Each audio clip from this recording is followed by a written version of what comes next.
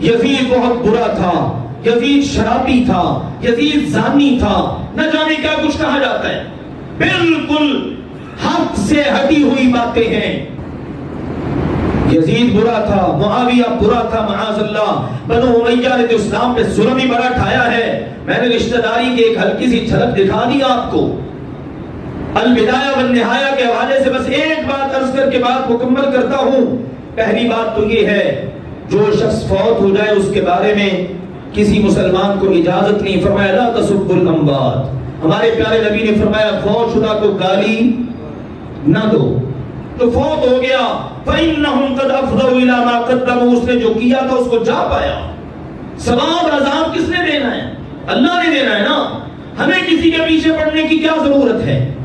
یزید بہت برا تھا، یزید شرابی تھا، یزید زانی تھا، نہ جانے کیا کچھ کہا جاتا ہے، بالکل حق سے ہٹی ہوئی باتیں ہیں۔